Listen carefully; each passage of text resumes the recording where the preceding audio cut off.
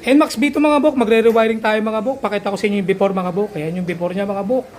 Kita nyo naman kung gaano ka spaghetti ang pagkakagawa nila mga bok. Ayusin natin yan mga bok. Nagtap sila dito sa fuse box. Yan, delikado yung ganyan mga bok. Di tayo gumagawa ng ganyan. Kapal pa nung tinap nilang wire. Oh. Negative nila, kulay brown. Ito yung ano nila, relay. Yan, di tayo gumagamit ng ganyang relay mga bok. Yung kulay orange, yung relay socket na ganyan. Yan yung mga Fini-Free. Fini-Free sa Shopee, TikTok, Lazada, pag bumili kang mini driving light tsaka ng Loudhorn. Fini-Free lang nila yan. Bakit? Kasi sablay yan. Napakadipis na mga wire niyan. Delikado yan mga bok. Tipirin nyo na yung mga motor nyo sa lahat, wag lang sa wiring mga bok. Kung titipirin nyo lang yung wiring nyo, wag na lang kayo magpa-wiring. Delikado kasi yan mga bok. Baka masira pa yung motor nyo. Ayusin natin lahat yan mga bok. Punta tayo sa battery. Ito, negative nila brown. Sa positive. Ito. Wala atang fuse box mga bok. Walang fuse box. Napakadelikado niyan mga bok. Wala nga fuse box. Direkta lang yung wire. Ayan, ayusin natin yan mga bok. Yan. Ayun sa stock na busina. Ayusin natin lahat yan mga bok.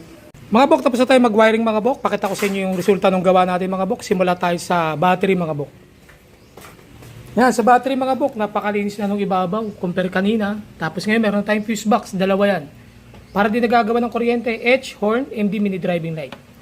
Sa positive terminal, meron tayong terminal dyan. Nakahinang yan mga bok. Automotive terminal ginamit natin. Paglabas sa battery, yan yan. Papunta ng fuse box. Sa negative, meron tayong negative terminal. Nakahinang din yan.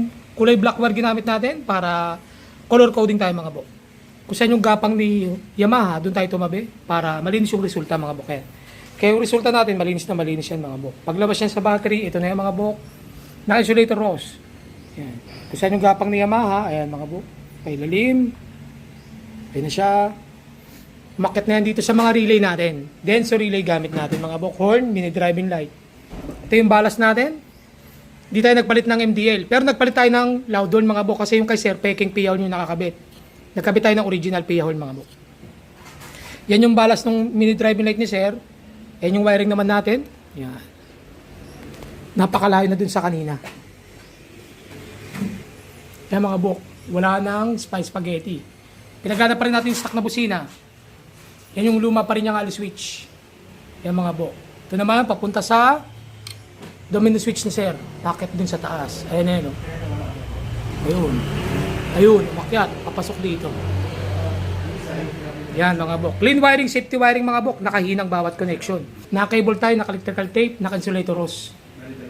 Yan. Kahit mag-long ride kayo mga bok, hindi kayo matatakot kasi standard yung gawa natin mga bok.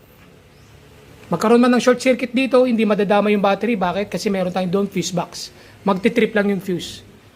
Balik lang natin yung kama mga bok para makita natin yung resulta. Nabalik na natin lahat ng kama mga bok. Yan ang yung resulta ng gawa natin mga bok. Hindi tayo nagpalit ng mini driving light mga bok. Yan pa rin yung mini driving light ni Sir. Nirewiring lang natin mga bok. Pinagana pa rin natin yung double contact niya. Nandito na yung switch, hollow switch. Hindi tayo nagpalit ng mga bok. Pag umiilaw, pia horn.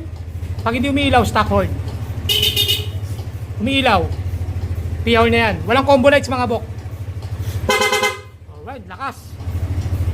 Tapos, mini driving light, yan. Bali, mini driving light, Sir, ano lang yan? Low puti, high dilaw. Ayan, mga bok.